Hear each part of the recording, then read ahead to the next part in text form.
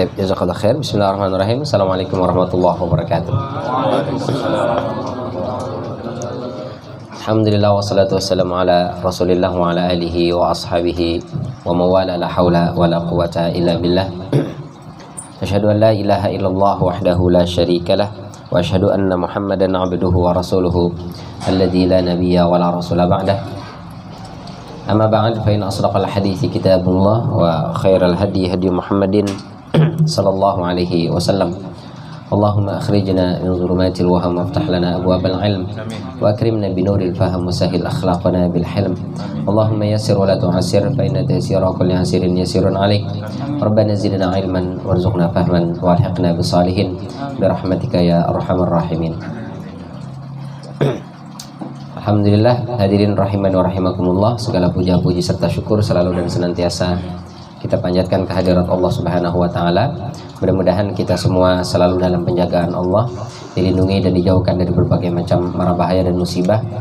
Dan tak lupa kita doakan buat saudara-saudara kita, kerabat kita yang Allah uji dengan sakit.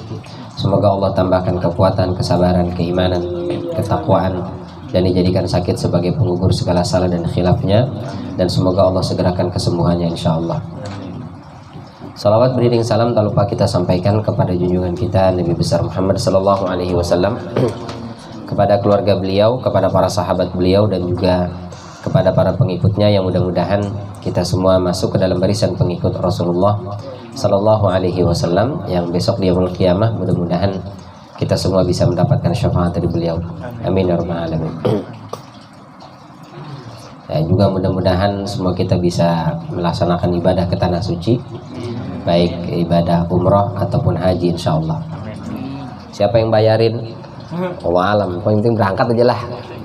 Persoalan siapa yang bayarin belakangan. Yang penting niat aja dulu. Nanti Allah akan mudahkan. Menyambut tadi yang sampaikan Ustaz Budi, betul, kalau Allah punya mau itu kita nggak bisa mencegah ya, nggak bisa menolak. Ini sebagai tahadus bin ni'mah saja.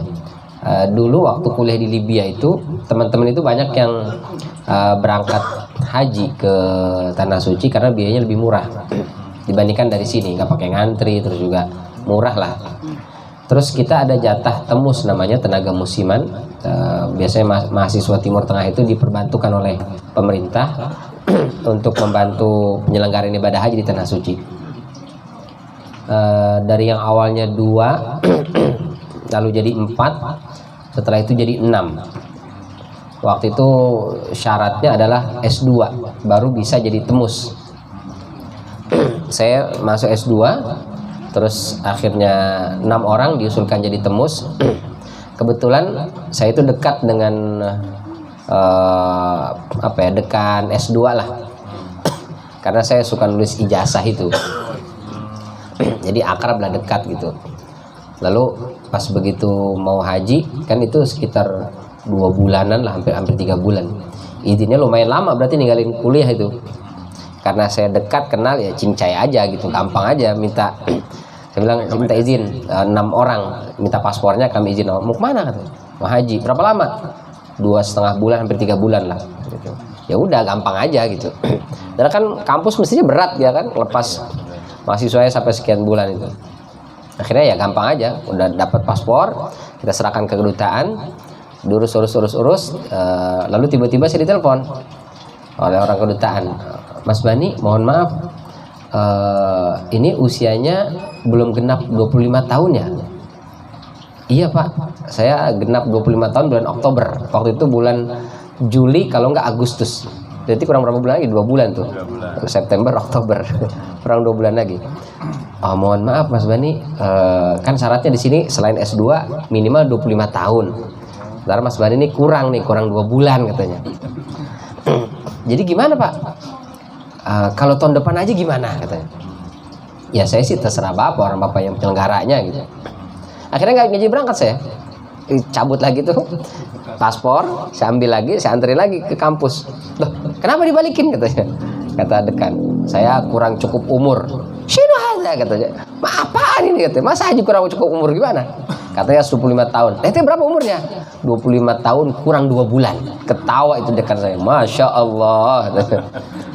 Bisa. Akhirnya nggak berangkat. Qadarullah pulang ke Indonesia. Tahun berikutnya nggak berangkat. Tahun berikutnya lagi saya datang ke Libya lagi, terus diajukan lagi. Qadarullah terjadi perang. Akhirnya nggak berangkat. Jadi 3 tahun ada peluang, saya nggak berangkat sama sekali. Pulang ke Indonesia, makin jauh lah ini, Indonesia berat kan.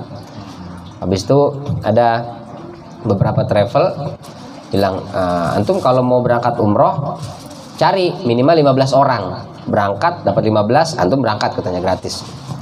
Wah, ini makin jauh lagi, ngajakin orang, enggak lah, udah. Sampai kemudian akhirnya ada yang minta ngisi manasik. Begitu saya ngisi manasik, cocok mungkin, nah, ditawarin, bisa nggak bawa jamaah? Ya udah, coba. Ada yang nawarin juga gratis, berangkat umroh gratis. Itu langsung bertubi-tubi, berentet 3 bulan berturut-turut langsung berangkat umroh, insya Allah. Setelah itu sekarang kalau mau sebulan 2 kali, tinggal bilang iya aja berangkat sebulan 2 kali, insya Allah. Masanya udah kapok, udah ngap, ini aja udah ngap suaranya. Jadi kalau Allah punya mau, memang masya Allah, nggak ada yang mustahil. Kawan kemarin berangkat haji dia, terus saya tanya, ente kapan daftarnya? Ini nggak pakai daftar, kok bisa berangkat haji? Dapat undangan dari raja kan, biasanya setiap tahun tuh ada, pemerintah Saudi kan ada tamu undangan gitu, itu VIP lah. Haji itu ada sekitar 60 orang di Indonesia. Bilang, kok bisa dapat, gimana caranya? Waktu itu ada syekh dari Saudi datang ke Asy-Syafi'iyah, dosen di Asy-Syafi'iyah. Terus mau ngasih seminar. Kebetulan penerjemah yang biasa nerjemah sedang nggak ada. Kawan saya itu yang sekelas itu, akhirnya dia bantu nerjemah. Jadi ngasih tausiah gitu, syekhnya terjemahin sama kawan saya gitu. Selesai seminar itu ditanya, "Adaitul hajj? Ente udah haji belum?" "Belum," katanya. "Belum haji?" "Belum." "Datang nanti ke hotel." Udah. Begitu selesai itu kajian, balik ke hotel, kejarlah ke hotel. Antum siapkan berkas, tahun ini berangkat haji. Oh, gimana caranya, Syekh? Udah, sini tanda tangan, dibuat surat rekomendasi, kamu pergi ke kedutaan, urus ini, berangkat. Luar biasa. Langsung dia urus itu, Pak. Kesana Pak, dikejar, berangkat langsung tahun itu. Luar biasa. Dan VVIP, kalau tamu raja itu landing bandara itu langsung dijemput pakai mobil. Hotelnya di depan Ka'bah, depan Mekah itu. Di tempat Arminanya itu Arafah, Muzdalifah, Minanya itu tendanya itu dekat dari tempat ibadah ya. Beda dengan orang Indonesia yang reguler kan, kita di belakang kan. Jadi kalau mau lempar jumroh itu lewat terowongan dulu gitu kan. Sampai ada tragedi terowongan Mina dan seterusnya.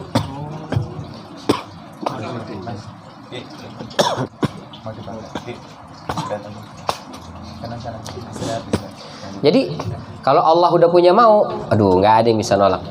Masya Allah. Ya. La mani'a lima a'taita wa la mu'tiya lima mana'ata. Tidak ada yang bisa mencegah kalau Allah mau ngasih, dan tidak ada yang bisa ngasih kalau Allah sudah cegah. Jadi niat aja dulu, pasang niat lah pokoknya. Syukur-syukur selain niat daftar. Itu lebih pasti insya Allah. Baik, itu intermezzo aja, nungguin Pak Haji datang. Belum buka dari hari. Baik, kita lanjutkan di surat Al-Falaq ayat keempat. Wa min syarri an-naffasati fil 'uqad. Wa dan min dari syarri keburukan. An-naffasati dari kata nafasa. Ibnu Suraij meriwayatkan itu bacanya bukan an-nafasat tapi an-nafisat. Wa min syarri an-nafisat.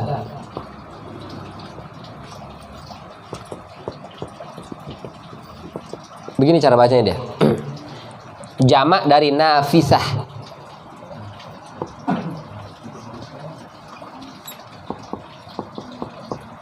Nafisah. Nafisah ini dikata nafasa. Nafasa. Dalam bahasa Arab itu, meniup itu ada beberapa model. Ada namanya nafakho, ada nafasa, ada namanya tafala.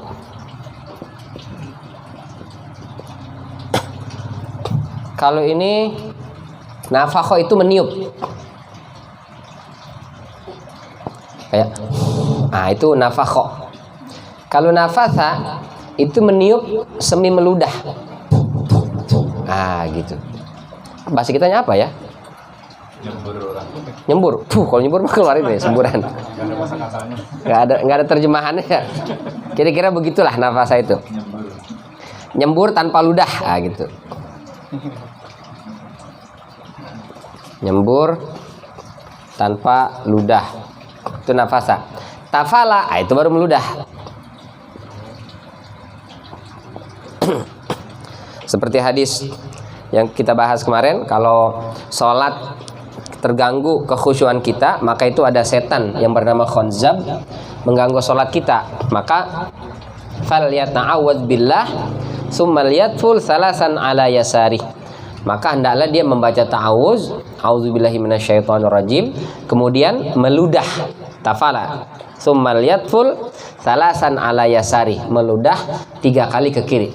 Nah itu meludah, ada ludahnya, cuman nggak banyak-banyak, bukan khoek cueh gitu, mohon maaf ya, tapi cukup cueh gitu. Ke kiri, karena di kiri itulah setan, jangan ke kanan, karena ke kanan baikan. Sama seperti mimpi tidur, nauzubillah min dzalik, mimpi serem ya, mimpi serem, mimpi yang tidak menyenangkan. Apa itu mimpi serem tuh? Ya, pokoknya serem-serem lah ya. Kecuali domenin bini, itu nggak serem lah itu. Itu bagian dari sayang itu. Nah itu disunahkan meludah, bangun terus meludah, baca ta'awuz lalu meludah ke kiri pakai tafala. Ada sebagian ulama yang mengatakan bantalnya dibalik ya. Jadi bangun tidur, astagfirullahaladzim, ya Allah, alhamdulillah mimpi. Nah begitu tidur lagi, dibalik dulu bantalnya itu, nah, posisinya. Tadi miringnya kemana tadi? Ke kanan, sekarang ke kiri. Lupa tadi saya miring kemana, pokoknya tahu bangun aja udah. Nah bantalnya berarti yang dibalik, terus sama meludah ke kiri. Nah, kalau di kiri kita nggak ada kawan, tapi kalau ada kawan, cuek. Nanti itu mimpi buruk jadi kenyataan itu. Nah itu tafala namanya, itu meludah. Kalau nafakha biasanya pakai fi, nafakha fihi, itu meniup, seperti malaikat Israfil meniup sangkakala itu pakai nafakha, nafkhatu wahidah, nafakha pakai ini tiup. Allah meniupkan ruh juga pakai ini nafakha ya. Makanya memang ada khilaf antara ulama, ruh itu makhluk atau bukan gitu. Kalau Buya Razi mengatakan dia bukan makhluk, tapi namanya manfuh, ada di sini. Jadi manfuh, roh itu bukan sesuatu yang diciptakan, tapi sesuatu yang ditiupkan oleh Allah Subhanahu wa taala. Maka disebutnya manfuh. Tapi sebagian ulama mengatakan pokoknya selain Allah makhluk, termasuk ruh makhluk. Nah, pokoknya panjang lah kalau kajian ruh itu. Wa ma utitu minal ilmi illa qalila. Kalau ruh doang, tapi Masya Allah Ibnu Qayyim al-Jauziyah aja punya kitab ar-ruh, tebalnya segini. Dan sering kalau kita membahas ar-ruh terlalu dalam, banyak yang terpleset. Kalau tidak terpleset, dipleset-plesetkan sama orang gitu. Maka lebih aman udahlah, nggak usah panjang-panjang, nggak usah dalam-dalam bahas ruh itu.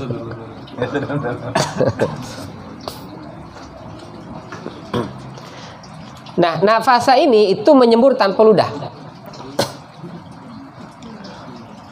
Ini perbuatannya nafasa, pelakunya nafis. Khalaqa khaliq, ja'ala ja'il gitu. Yaitu kata pelaku dari kata kerja. Dalam bahasa Arab tinggal dipanjangin aja huruf pertama, setelah itu huruf berikutnya barisnya i. Jadi polanya dari kata fa'il. Nah, itu artinya pelaku. Ya. Jadi polanya fa'il. Ini artinya pelaku yang misalnya qara'a, membaca. Jadi kalau kita bilang yang membaca atau pembaca, qori gitu. Apalagi misalnya jalasa, itu duduk. Kalau yang duduk jalis gitu. Panjang. Apalagi misalnya nasoro, menolong. Yang menolong nasir gitu. Oh pantesan tetangga saya Pak Nasir, nolong aja kerjaannya. Nah itu sih Pak Nasir. Beda kalau Mansur yang ditolong. Pantesan Saban hari minjem duit mulu. Enggak, ini mohon maaf ada Pak Mansur. Canda. Enggak ada. Jadi nasir pelakunya. Berarti kalau nafasa, nafis yang gitu.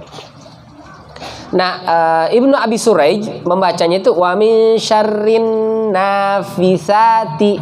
Nafisati berarti nafisah yang meniup atau menyembur yang tanpa ludah itu. Pelakunya berarti. Nah, fa'il ini laki-laki. Kalau ada tamar butoh, perempuan. Gitu. Dalam bahasa Arab itu kita kata benda itu ada laki-laki, ada perempuan. Biasanya cara mengidentifikasinya perempuan itu ada tak marbutoh. Kalau guru ngaji saya bilangnya tak konde. Jadi perempuan mah pakai konde. Ah, ini dia kondenya. Perempuan, menandakan dia perempuan. Kecuali nama orang. Ada nama orang meskipun ada kondenya tetap laki-laki. Siapa misalnya Hamzah. Hamzah itu ada tak marbutohnya tuh. Tapi dia laki-laki. Siapa lagi misalnya Tolhah. Nah, itu laki-laki bukan perempuan. Siapa lagi? Maisaroh. Nah, laki-laki apa perempuan tuh? Di kita perempuan, di sono mah laki-laki. Jadi Maisaroh itu kan pembantunya Ibunda Khadijah yang diutus nemenin Rasulullah berdagang ke Syam. Nah, ini Ibunda Khadijah ini naksir nih sama Rasulullah. Maka buat apa namanya bahasa kita itu kepoin lah.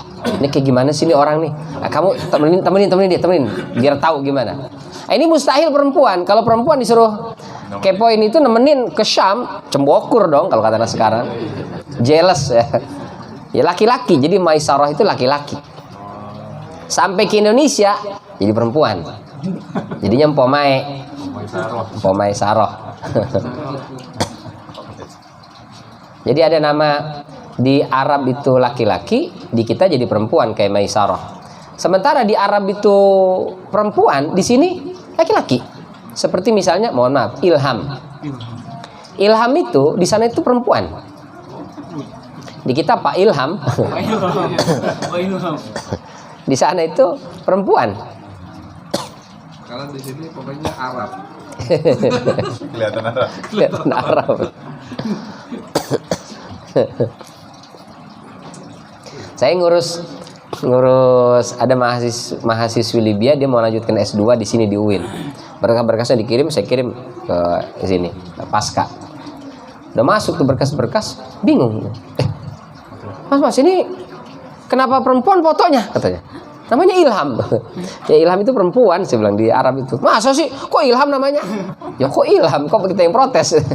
Bapaknya ngasih nama. Jadi orang Arab itu Ilham itu udah nama perempuan. Maisarah untuk laki-laki. Di kita ketuker. Kalau Sofyan? Sofyan laki-laki. Oh, apa namanya?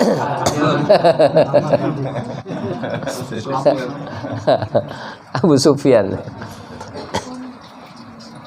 Jadi Nafisah ini perempuan yang kerjaannya niup. Niupnya tapi dengan nyembur-nyembur. Nah, itu berarti bukan tukang balon, karena kalau tukang balon ini. Ya. Berarti kalau Nafisah, perempuan yang kerjaannya menyembur tanpa ludah, maksudnya adalah dukun, tukang sihir. Karena yang kerjaannya nah, itu tukang sihir, dukun. Meskipun dukun zaman sekarang nggak begitu, dia pakai keris. Wah, ada petirnya. Ternyata bisa COD-an. Di Shopee ada di jualannya. Jadi wa min syarrin nafisat berarti dari keburukan tukang sihir perempuan. Dari kata nafisah, perempuan langsung spesifik. Meskipun nafasat itu diterjemahkan, kalau terjemahan Depak tetap terjemahannya wanita-wanita tukang sihir. Karena merujuk kepada riwayat Ibnu Abi Suraij itu. Jadi nafisat, dukun-dukun atau tukang sihir perempuan. Kenapa tukang sihir perempuan? Apakah kita tidak dianjurkan berlindung dari tukang sihir laki-laki? Iya. Dari semua bentuk sihir, baik laki-laki ataupun perempuan pelakunya kita tetap berlindung. Cuma kalau perempuan tukang sihir, jangankan tukang sihir perempuan itu, bukan tukang sihir aja, kalau dia kesel ngeri gitu Pak. Apalagi udah kesel dia perempuan tukang sihir pula, wah itu ngeri itu, kelar itu kita itu. Nauzubillah min dzalik. Dalam ketahuan.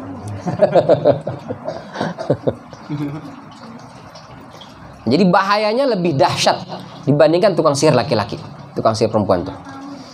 Oh ngeri. Maka dibilangnya wa min syarrin naffasati fil uqad. Jadi fil uqad itu al uqad itu ikatan. Jadi akdun itu ikatan. Maka disebut akad nikah.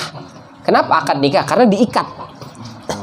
Menjadi ikatan rumah tangga, ikatan suami istri ya. Maka itu banyak orang yang tidak mau menikah. Kenapa? Dia tidak mau terikat gitu. Karena kalau sudah menikah, dia terikat. Nggak boleh dia nongkrong sembarangan sama wanita yang bukan mahramnya. Nggak boleh dia ini wanita pergi berduaan dengan laki-laki yang bukan mahramnya. Karena dia sudah menikah. Duduk-duduk ngobrol-ngobrol, itu hati-hati, sudah nggak bisa sembarangan sebelum dia menikah. Kalau sudah menikah dia sudah terikat. Nggak bisa cekak-cekiki, wa-waan, telepon-teleponan dengan lawan jenis. Wah itu sudah nggak boleh lagi karena dia sudah terikat dengan pasangannya. Nah itu banyak orang yang tidak mau menikah karena takut terikat. Nah ikatan pernikahan disebut akad, dari kata aqoda itu, akdun nikah disebutnya. Jadi sesuatu yang diikat, disimpul itu namanya uqad. Dukun atau tukang sihir itu dulu itu mereka selalu menggunakan simpul. Jadi sesuatu diikat. Sampai nggak tahu siapa yang mulai tidak lagi menggunakan itu. Tapi dari dulu itu selalu menggunakan. Misalnya dibikin ikat-ikatan, ditaruh di pojok, diikat-ikat di tangan, di leher, dibikin simpul ikatan. Nah itu disebut dengan uqad. Itu ditiup-tiup tuh. Jadi misalnya pulpen, ini supaya pulpen manjur, ambil tali diikat sama dia, seset, puh. Nah ini bawa pulang, ini rezekimu jadi penglaris ini. Ada botol diikat, disembur sama dia, puh. Bawa pulang, nanti kamu cepat dapat jodoh.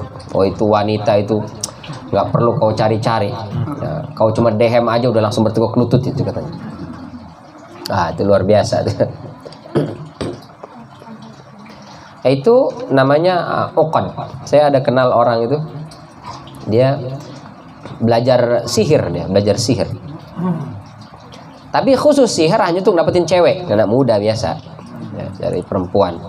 Modal pas-pasan kan, tampang maksudnya, tampang pas-pasan, kantong juga ngepas gitu. Akhirnya cinta ditolak, dukun bertindak. Tapi dia nggak mau pakai jasa dukun karena mesti bayar. Jadi mendingan dia yang jadi dukun gitu. Jadi dia belajar sihir itu. Sampai dia pernah perlihatkan ke saya. Jadi waktu itu kita lagi ngumpul, terus dia bilang, tunjuk perempuan mana aja. Terus untuk apa? Tunjuk aja. Nah itu, mana yang cakep? Nah itu misalnya. Dia bilang, hitung sampai 3. Dia nengok. Saya hitung 1, 2, 3, nengok perempuan itu. Habis itu, udah nengok lagi. Hitung sampai 3 lagi, nengok senyum. Dihitung sampai 3, 1, 2, 3, nengok dan senyum. Setelah itu, sehari berikutnya dia udah bonceng tuh perempuan, diajak jalan sama dia. Boleh.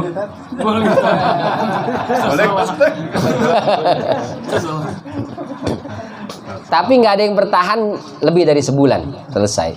2 minggu, seminggu selesai. Karena pakai sihir kan, lama-lama ya sihirnya luntur mungkin kan, kurang kuat sihirnya itu. Tapi dia sampai benar-benar belajar. Dan itu pakainya itu diikat, ada buhul-buhul, jadi dia punya simpul ikat apa gitu, disembur-sembur, nggak ngerti lah apa itu. Itu yang disebut dengan uqad. Dan itu perbuatan sihir. Kata Nabi SAW, man aqada uqdatan thumma nafasa faqad sahara, wa man sahara faqad asyraka, wa man ta'allaqa syai'an ukila ilaihi. Barang siapa yang mengikat sebuah ikatan, apapun bendanya itu, setelah itu ditiup-tiup sama dia, maka dia telah melakukan perbuatan sihir, kata Rasulullah. Dan barang siapa yang melakukan itu, berarti dia melakukan perbuatan sihir, maka dia telah melakukan kesyirikan. Oh, hati-hati itu. Ustaz, bukannya ruqyah juga pakai sembur-sembur? Air misalnya dibacain Al-Fatihah. Bedanya apa? Bedanya nggak diikat. Ya, diikat nggak tuh gelasnya? Nggak diikat, cuman baca bismillah, Al-Fatihah, habis itu cium. Habis itu diminum dah. Bismillahirrahmanirrahim. Jadi ini. Nggak pakai iket-iketan, berarti dia bukan sihir gitu. Tapi kalau diikat, gelasnya diikat, apanya diikat, sembur-sembur, nah itu bagian dari kesyirikan kata Rasulullah, bagian dari sihir kata Rasulullah, dan dia termasuk perbuatan syirik. Maka wa min syarrin nafasati fil uqad atau wa min syarrin nafisati fil uqad dalam salah satu riwayat, tapi syad riwayatnya ini sehingga tidak kita baca. Kita bacanya nafasati. Itu adalah dari kejahatan tukang sihir perempuan yang meniup pada buhul-buhul itu. Jadi anak zaman sekarang kalau ditanya buhul nggak ngerti. Apaan buhul? Nggak tahu itu. Apa yang menjelaskan buhul itu ya? Apa bahasa kitanya? Ya simpul. Pokoknya apapun yang diikat. Nah itu udah disembur. Setelah itu, nah itu jadilah dia bentuk praktek sihir. Kalau orang dulu itu biasa bikin rumah itu kelapa di atas, apalagi padi, apalagi itu diikat, disembur-sembur, semoga penglaris, semoga rumah ini aman, semoga rumah tangganya tentram. Itu bagian dari praktek sihir tanpa kita sadari. Tapi kalau diikat doang enggak. Ini lampu diikat gimana Ustadz? Balon tuh diikat. Ya enggak apa-apa, sementing enggak kita tiup-tiup, Nah, itu baru jadi sihir. Kan cuma diikat aja kan, enggak. Ini juga diikat, enggak dipaku, ini mah enggak diikat. Nah, itu enggak. Nah, itu dulu praktek sihir seperti itu. Tapi semakin kesini kayaknya mereka sudah semakin dimodif lah ya. Jadi prakteknya sudah semakin macam-macam lah dia, pakai bakar kemenyan, ya pakai alat-alat tadi itu. Bahkan mungkin zaman sekarang pakai handphone, bisa saja pakai handphone kan. Karena zaman sudah semakin canggih. Tapi semua bentuk sihir itu adalah kesyirikan. Kalau tujuannya adalah sihir. Nah, itu buruk. Maka kita diminta oleh Allah Subhanahu wa taala untuk berlindung dari keburukan tukang sihir. Taib. Itu pertama, makna nafasat adalah nafisat, perempuan. Sebagian lagi mengatakan nafasat itu itu maksudnya adalah sifat dari an-nufus asy-syarirah. Nafsun jamannya nufus, jiwa. Satunya, kalau banyak jiwa-jiwa, nufus. Sifatnya itu harus muannas, jadi nufus jamak dari nafs. Nafs itu muannas. Di mana ini penghapus ini? Ada nggak?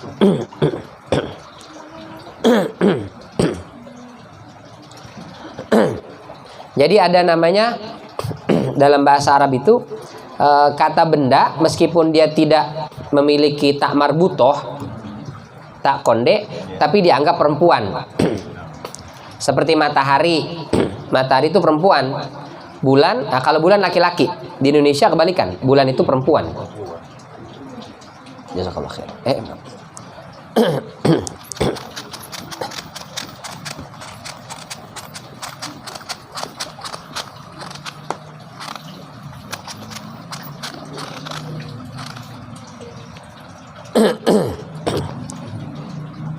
Jadi an-nafs, jiwa, ini dalam bahasa Arab dia termasuk kata benda perempuan, maka sifatnya itu perempuan. Misalnya al-mutmainnah, ya ayyatuhan nafsul mutmainnah,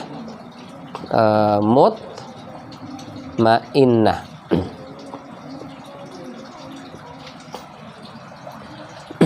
Bukan al-mutmain, harus ada tamar butoh. Kenapa? Menunjukkan ini tuh perempuan. Sifatnya perempuan. Maka jamaknya nufus juga sama. An-nufus. Ini juga perempuan berarti. Maka sifatnya an-nafisat atau an-nafasat. An-nafasati fil uqad. Jadi aslinya Ini adalah min syarrin nufusi an-nafisat. Ini makna kedua. Jadi an-nufus ini jiwa. Semua jiwa yang buruk, laki-laki atau perempuan, dan dia melakukan aksi keburukannya dengan cara meniup pada buhul, maka itu termasuk perbuatan sihir. Jadi pelakunya bisa laki-laki, bisa perempuan. Kalau kita maknai an-nafasat ini adalah sifat dari an-nufus. Kalau tadi pertama an-nafasat ini itu bentuk lain dari nafisat, berarti dia langsung spesifik perempuan, tukang sihir. Kalau yang kedua maksudnya adalah jiwa. Jadi semua tukang sihir, laki-laki ataupun perempuan yang melakukan aksi sihirnya dengan cara meniup tadi itu, maka itu adalah keburukan yang Allah perintahkan kita untuk berlindung darinya.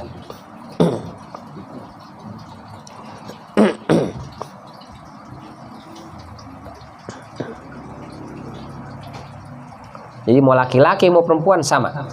Kalau tadi nafasat dari kata nafisat itu udah spesifik langsung perempuan. Nah, ini kenapa perempuan?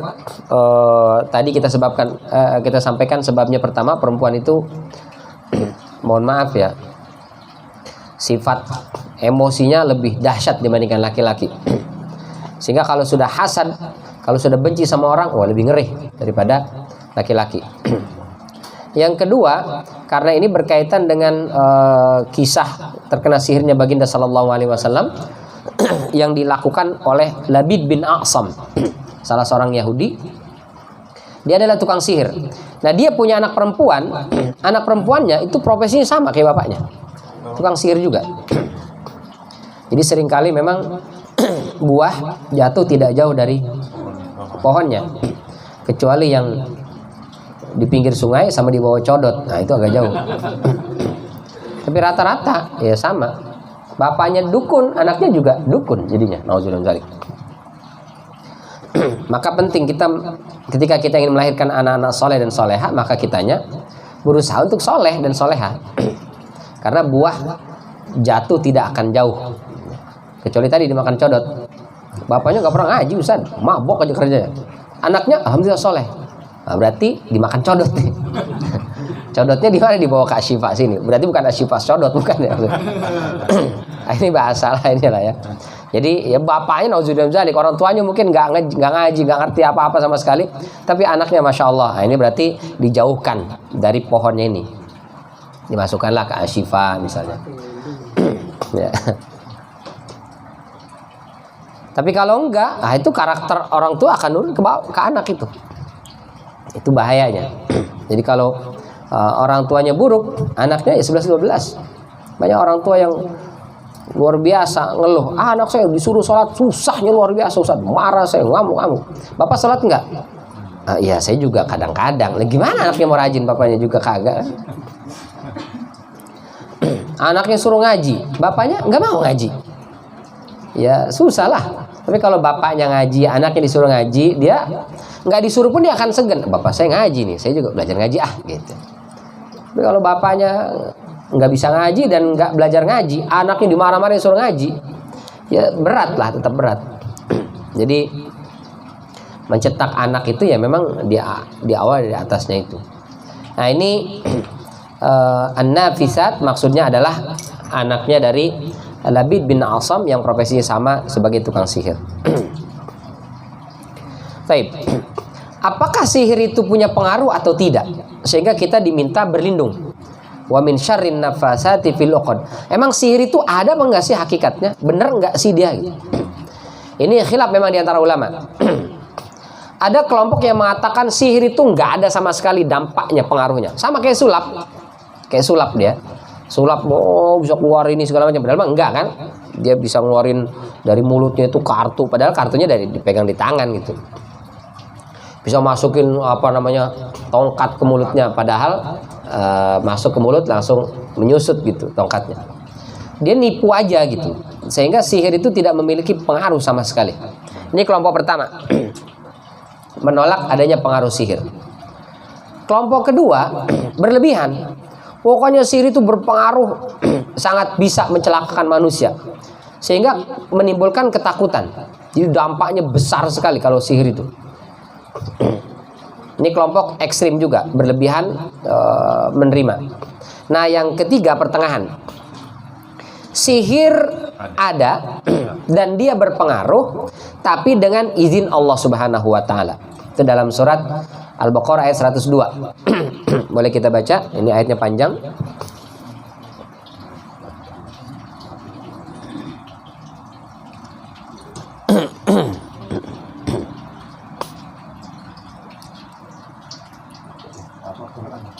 Apa kedua?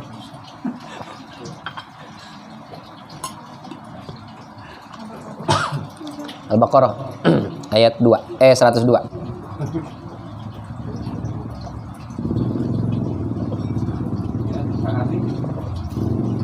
Ya, kelas Quran.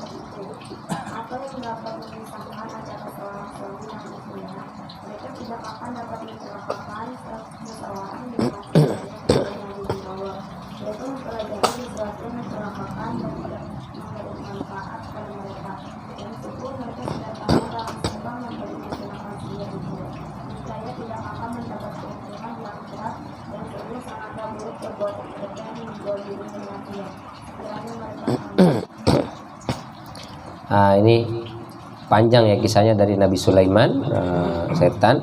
Jadi orang-orang Yahudi mereka meyakini bahwa Nabi Sulaiman bisa ngomong sama bangsa jin, bisa ngerti bahasa semut, bahasa binatang, bisa naik awan kinton kalau anak sama sekarang bilang. Itu semua ada ilmunya gitu dan bisa dipelajari. Sehingga Nabi Sulaiman itu sebenarnya ada bukunya yang disimpan. Maka itu karena tidak mau diambil, diketahui bukunya di mana, Nabi Sulaiman itu rahasiakan. Sampai meninggalnya pun Nabi Sulaiman itu nggak ada yang tahu orang itu Nabi Sulaiman meninggal, kecuali setelah tongkatnya dimakan rayap, ambruk, baru ketahuan ternyata udah meninggal gitu. Saking takutnya diambil, ini menurut mereka gitu. Maka mereka sampai sekarang mencari buku itu, digali itu, di bawah singgasana Sulaiman terus dan seterusnya. Dan mereka meyakini itu semua bisa dipelajari. Padahal itu kan mukjizat nubuah, kenabian yang tidak bisa dipelajari kan. Nabi Musa bisa membelah lautan, tongkatnya bisa berubah jadi ular. Itu semua mukjizat dari Allah, nggak ada ilmunya, nggak bisa dipelajari ya. Sekarang ada nggak tongkat Nabi Sulaiman? Mungkin ada tongkatnya, tapi orang pakai pukulin sampai jemper tuh tangannya, nggak bakal terbelah tuh lautan. Karena itu mukjizat yang Allah berikan kepada Nabi Musa khusus. Nah, jadi mereka setan sebenarnya membisikkan. Jadi Sulaiman itu dulu bisa begini-begini karena ada ilmu begini-begini. Maka mereka mengajari. Jadi kalau kalian mau seperti Sulaiman dulu, mau bisa jalan di atas air, mau terbang di atas udara, mau bisa ketemu dan bahasa jin, itu saya ajarin. Nah, itu kerjaan setan sebenarnya. Dan ada dua malaikat, Harut dan Marut. Nah, ini banyak riwayat. Salah satu di antara riwayat itu dia punya korelasi dengan Al-Baqarah ayat 30. Ketika Allah katakan, ini ja'ilun fil ardi khalifah, saya mau menjadikan khalifah di atas muka bumi. Lalu ada malaikat mengatakan, ataj'alu fiha may yufsidu fiha wa yasfiku ataj'alu may yufsidu fiha wa yasfiku dima wa nahnu nusabbihu bihamdika wa nuqaddisu lak. Ya Allah, apakah engkau akan menciptakan makhluk yang kerjanya cuma berantem, saling bacok, saling bunuh, ya, dan seterusnya. Sementara kami ini kan bertasbih memujimu ya Allah. Enggak cukup. Kata Allah, inni a'lamu ma la ta'lamu. Aku mengetahui apa yang tidak kalian ketahui. Nah, malaikat itu, dua malaikat itu yang komplain dalam tanda kutip kalau dalam riwayat itu ya. Itu yang kemudian Allah tes. Oke, kamu nganggap manusia itu kerjanya cuma bikin onar, bikin segala macam itu. Nah, coba sekarang kamu, aku berikan kemampuan malaikat, tapi juga diberikan syahwat manusia. Jadi manusia ini kita punya syahwat. Malaikat nggak punya syahwat, maka dia nggak ada berantem, nggak ada ribut, nggak ada berebut kekuasaan, nggak ada berebut perempuan, karena malaikat nggak punya syahwat. Kalian menyembah kepadaku ya wajar, karena nggak punya syahwat. Manusia punya syahwat. Maka dua malaikat ini kemudian Allah turunkan ke bumi dan Allah berikan syahwat. Itu kalau dalam Ibnu Katsir diceritakan dua malaikat ini Harut dan Marut akhirnya ribut berantem memperebutkan satu perempuan. Nah, kata Allah, kan kemarin kau bilang manusia kerjanya cuma berantem aja, karena sekarang kamu sama juga kan gitu. Karena ada syahwat itu. Nah, Harut dan Marut dia mengajarkan ilmu-ilmu itu seperti sihir juga, tapi dia ngasih tahu kita ini fitnah nih, hati-hati kalian belajar ke kami, nanti kalian amalkan itu bisa jadi fitnah kalau kalian tidak beriman kepada Allah. Manusia belajar itu, tapi setelah itu dia udahlah pokoknya yang penting saya bisa aja dulu gitu. Akhirnya ilmu sihir itu digunakan untuk banyak hal-hal yang madarat, diantaranya adalah bisa menceraikan atau memisahkan antara sepasang suami istri. Tapi kata Allah, wa ma hum bidarrina bihi min ahadin illa biiznillah. Itu semua tidak bisa mendatangkan madarat kecuali dengan izin Allah. Berarti kata para ulama, sihir itu bisa berdampak dengan izin Allah. Gitu. Ini menurut kelompok ketiga tadi. Jadi kelompok pertama mengatakan sihir nggak ada sama sekali itu. Yang kedua mengatakan ada 100%. Nah yang ketiga ada dengan izin Allah. Nah kita ini kelompok ketiga. Jadi jangan nolak, apaan sihir? Masa abad 4.5 ya sekarang 5.0. Gimana bilangnya? Ya. Itu udah masa dimana manusia sudah segala sesuatu tidak lagi mengandalkan tenaga manusia, sudah pakai tenaga robot, masih percaya sama sihir katanya. Sihir ada, akan selalu ada. Negeri-negeri maju saja itu yang mereka mengedepankan sains gitu, logika, itu masih percaya sama sihir. Dalam dunia pesepak bolaan itu masih ada sampai sekarang itu. Nah. Ya, sekelas Amerika aja masih sewa dukun itu buat timnasnya itu ya. Ketika Piala Dunia Perancis 2008 ada berapa? Wow, itu luar biasa itu. Dari Afrika dia undang, itu tukang sihirnya banyak banget. Masih ada, masih percaya negara-negara maju. Harry Potter kan, wah itu kan sihir semua itu, laris banget di sana ya. J.K. Rowling itu jadi kaya raya gara-gara nulis dongeng sihir itu kan, sihir. Mestinya kalau mereka mengedepankan rasio teknologi, mestinya nggak percaya dong dengan sihir. Tapi buktinya mereka percaya dengan sihir, dan itu ada. Jadi sihir itu ada, tapi dia tidak berpengaruh kecuali dengan izin Allah. Nah, maka kita wanti-wanti, hati-hati, dan kita selalu dekat kepada Allah Subhanahu wa Ta'ala. Maka surat Al-Falaq ini mengajarkan kita untuk selalu mendekat kepada Allah supaya berlindung atau terhindar dari gangguan sihir. Nah, sihir ini termasuk dosa besar. Jadi bukan dosa ecek-ecek, dosanya dosa besar sekali. Ini ustadz-ustadz banyak sekali sudah menyampaikan sihir itu, dukun itu adalah syirik. Kalau dia nggak bertobat, Bahkan nanti kita sampaikan, sebagian ulama mengatakan itu hukum pancung saja tanpa diminta bertobat rumahnya. Ngeri. Dosa besar itu. Oh, itu Persatuan Dukun Indonesia Tukang Sihir itu. Kami menggugat Abdul Somad yang telah semena-mena mengatakan pekerjaan kami adalah syirik dan seterusnya. Oh, ntar besok diupload masuk nama saya juga ini. Oh, gugat siapa itu? Oh, nggak ada namanya, nggak terkenal juga. Ngomongin dukun sihir lagi gitu. Kita katakan sihir itu syirik dan tidak diampuni oleh Allah Subhanahu Wa Taala. Matinya aja susah. Jangankan masuk surga, matinya aja dia nih mau pindah dari dunia ke alam barzakh aja susah itu dia. Matinya susah. Dukun itu semua matinya susah itu. Hidupnya jadi susah. Apalagi matinya. Dia baru diganggu sama si pesulap merah aja udah kelabakan itu kan. Persatuan Dukun Indonesia mau melaporkan si pesulap merah kepada polisi. Kata polisi kasus juga banyak, urusan sendiri. Kalau bener hebat tuh dukun tukang sihir, santet aja si pesulap merah, kelar urusannya. Ngapain mesti lapor-lapor polisi? Santet aja, biar mati sekalian. Buktinya nggak bisa, berarti menunjukkan dia nggak bisa apa-apa kecuali dengan izin Allah Subhanahu Wa Taala. Maka tugas kita mendekat ke Allah, jangan mendekat ke sihir, dukun. Sehebat apapun dia nggak ada apa-apanya lah di hadapan Allah Subhanahu Wa Taala. Maka dia termasuk syirik, dosa besar. Kata Rasulullah sallallahu alaihi wasallam, ijtanibu as-sab'al mubiqat. Jauhilah 7 dosa besar. Apa itu? Asyirku billah, syirik kepada Allah. Yang kedua langsung sihir. Syirik, sihir langsung. Baru setelah itu membunuh nyawa tanpa hak, makan riba, makan harta anak yatim, kabur dari medan pertempuran, menuduh wanita baik-baik berzina. Nah, ini 7 dosa besar tuh. Nah, nomor 2 itu langsung sihir, syirik, sihir langsung. Itu dosa besar itu. Auzubillahi min dzalik. Makanya praktek perdukunan itu perbuatan kafir. Auzubillahi min dzalik. Laisa minna man tatayyara au tutayyara lahu. Bukan termasuk golonganku yang suka tatayyur. Tatayyur itu apa? Meramal. Jadi peramal atau yang suka minta diramal itu bukan termasuk golonganku, kata Rasulullah. Tolong dong cek garis tangan saya ini lurus apa bengkok apa bagaimana nih? Nah, itu kita minta diramal, Pak. Nah, itu hati-hati. Laisa minna, kata Rasulullah. Oh, ini bengkok nih. Oh, ini rezekinya seret nih. Ini jodohnya susah ini. Ah. Masa sih? Kayaknya iya ya. Ah, kalau udah kayaknya iya ya. Ah, itu udah bahaya tuh.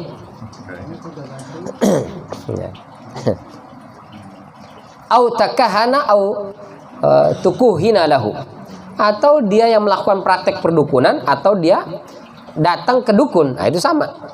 Bukan termasuk golonganku, kata Rasulullah. Au sahara au suhira lahu. Atau dia praktek sihir atau dia minta, bukan minta disihir, minta tolong sihir si Anu gitu.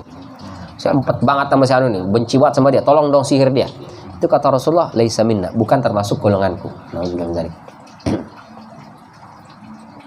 Wa man ata kahinan fasaddaqahu bima yaqul. Dan barang siapa yang mendatangi dukun lalu dia membenarkan ucapan dukun itu, faqad kafara bima nuzila ala Muhammadin sallallahu alaihi wasallam. Maka dia telah kafir terhadap Al-Qur'an. Insyaallah. Auzubillahi min dzalik. Itu yang membenarkan. Kalau yang cuma iseng, saya sih nggak percaya sebenarnya sama dukun, Ustaz. Iseng aja nanya, iseng aja iseng. Itu iseng aja, kata Rasulullah, la tuqbal lahu salatu arba'ina lailatan. Dalam riwayat lain, arba'ina yauman. Salat 40 hari 40 malamnya langsung 0 nilainya, nggak ada pahalanya di sisi Allah. Itu cuma iseng doang itu, nanya-nanya. Bintang-bintang. Tergantung bintangnya mana. Saya juga sering bintang, kasih bintang 5. GrabFood, GoFood, itu saya kasih bintang 5 itu. Jadi mau belanja, mau beli apa, lihat bintangnya dulu. Ini bintang berapa nih gitu. Nah, bintangnya itu aman, nggak apa-apa. Tapi kalau bintang-bintang apa bilangnya? Sio apa? Itu hati-hati tuh. Scorpio, Pisces, Gemini. Nah, itu hati-hati. Apalagi ribut rumah tangga, cerai, coba gara-gara itu. Saya mau cerai Ustaz. Kenapa? Emang kayaknya nggak cocok. Kok bisa kamu katakan nggak cocok setelah menikah? Setelah menikah saya cek-cek ternyata bintang kita memang beda Ustaz. Saya suaminya Ustaz. Saya bintang saya Pisces, ikan. Istri saya Scorpio. Lebih parah lagi apa?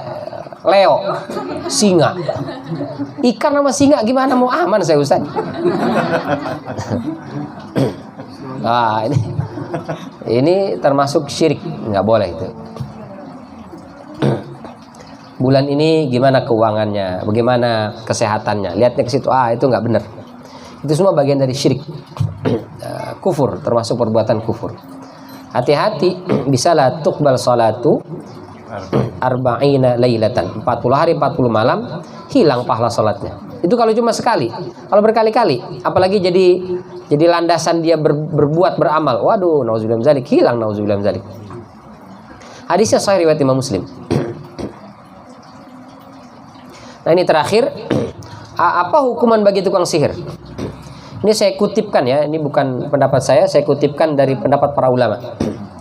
Imam Malik, pertama pendapat Imam Malik, kata Imam Malik, as-sahiru kafirun yuqtalu bisihri wala yustatab. Kata Imam Malik, tukang sihir itu dianggap kafir, hukumannya penggal. Disebabkan perbuatan sihirnya, tanpa harus disuruh bertobat atau diminta tobat. Kalau tobatnya udah gak diterima. Waduh. Bal yatahattam qatluhu kazindiq. Ini kata Imam Malik sebagaimana dikutip oleh Ibnu Hajar dalam Fathul Bari. Fi Sahih al-Bukhari qala kataba Umar bin Al-Khattab radhiyallahu anhu. Umar bin Al-Khattab radhiyallahu anhu itu menulis surat, "Ani qatulu kulla sahirin wa sahirah." Hendaklah kalian penggal, kalian bunuh setiap tukang sihir laki-laki maupun perempuan. Qala faqatalna thalatha sawahir. Lalu setelah itu kami berdasarkan instruksi dari Umar, kami bunuh atau kami hukum mati 3 tukang sihir. Wasaha an Hafsah radhiyallahu anha. Riwayat Hafsah juga sama, annaha umirat biqatli jariyatin laha saharataha. Hafsah itu punya pembantu dari Yahudi, itu pernah melakukan praktek sihir. Hafsah Ummul Mukminin disihir sama perempuan itu. Maka akhirnya diperintahkan untuk dihukum mati. Sahih dari Jundab. Qala Imam Ahmad bin Hanbal mengatakan sahha an salati min ashabin Nabi sallallahu alaihi wasallam, sahih dari sahabat Rasul sallallahu alaihi wasallam bahwasanya tukang sihir itu hukumannya adalah hukuman mati. Oh, nauzubillah min dzalik. Ngeri. Maka jangan sampai jadi tukang sihir lah. Ya, praktek-praktek sihir itu kita jauhi, kita hindari, nggak usah kita percaya, nggak usah kita dekati. Ya, sihir apapun bentuknya itu adalah perbuatan yang tercela. Dunia dia tidak bahagia, matinya susah, di kuburan disiksa, masuk neraka bersama dengan iblis, laknatullah. Ya. Maka jangan sampai terjerumus dalam dunia sihir, praktek perdukunan itu. Apalagi untuk bisnis ini mah bukan sihir, cuman penglaris. Ya, penglarisnya apa? Sholat duha, itu benar. Penglarisnya apa? Tahajud, benar. Penglarisnya apa? Sodakoh, apa-apa. Tapi kalau penglarisnya itu batang padi diikat pakai bambu hijau atau bambu kuning, ditempelin di salah satu tiang, itu hati-hati. Atau dompet itu bujur merah bujur putih diikat masukin, ada rajah-rajahnya lagi kan. Oh, ini semua pakai dalil, nggak sembarangan ini diambil dari kitab berbahasa Arab. Apa itu? Syajaratul Ma'arif. Itu kitab dukun memang. Ya sumbernya sumber dukun beneran berarti. Itu isinya raja-raja semua itu. Yang ngerti ya cuma dukun, meskipun pakai bahasa Arab. Kita 7 tahun di Arab pun kagak ngerti itu. Saya datang ke rumah salah seorang jamaah waktu itu, besar sekali itu depan rumahnya itu. Rajah ditulis itu. Saya bilang, "Pak, ini nggak salah, Bapak punya ini." "Emang apa Ustaz?" "Ini raja." Raja itu berarti kan apa istilahnya? Mantra-mantra ya, mantra-mantra dukun. "Kok bisa dipasang sini, Pak?" "Saya dapat dari Ustaz kok waktu itu." Nah, tulisan Arab deh. Al-Quran, bukan Al-Quran sih bilang itu. Apa dong? Mungkin hadis kali, bukan hadis. Terus apa? Doa-doa. Ini jangankan bapak atau orang yang pesantren cuma 6 tahun. Saya pesantren 6 tahun, habis itu belajar di Arab 7 tahun, nggak ngerti itu artinya Pak. Ya. Apa jalla jal jalu yuti, apa kuasa katanya nggak ngerti itu. Kita buka kamus lisanul Arab saja nggak bakal ketemu itu kalimatnya. Karena dia kalimat-kalimat disusun gitu, ya, meskipun pakai bahasa Arab, tapi tidak disusun memiliki makna. Kayak bahasa Indonesia juga ada kan, Hong wilaheng jopa japu. Hong wilaheng itu apa bahasa Arab? Jopa japu gitu. Nggak ada, itu nggak bisa dimengerti. Itu termasuk mantra-mantra. Gremet-gremet asal selamat, alon-alon asal kelakon. Masih ada lah itu maknanya lah, masih bisa dimengerti lah itu ya. Tapi kalau udah tambah-tambah yang nggak ngerti kita, itu bagian dari sihir. Maka kadang kita tanpa sadar itu ya, bergantung kepada itu. Maka kata Allah, man ukila bi syai'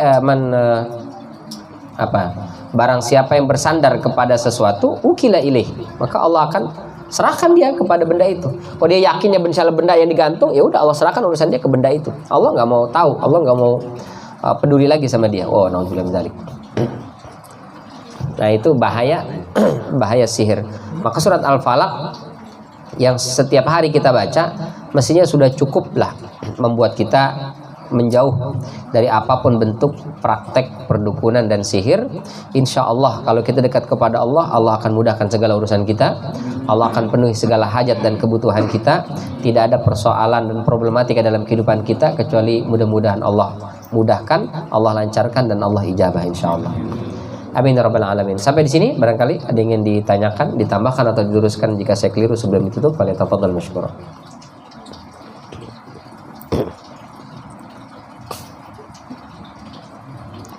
Cukup ya, insya Allah. Mudah-mudahan bermanfaat. Terima kasih atas segala perhatian. Mohon maaf apabila ada kekeliruan dan kekurangan. Kita tutup dengan hamdalah dan kafaratul majlis. Alhamdulillahirabbil alamin. Subhanakallahumma wa bihamdika asyhadu an la ilaha illa anta astaghfiruka wa atubu ilaik. Wabillahi taufiq wal hidayah. Wassalamualaikum warahmatullahi wabarakatuh.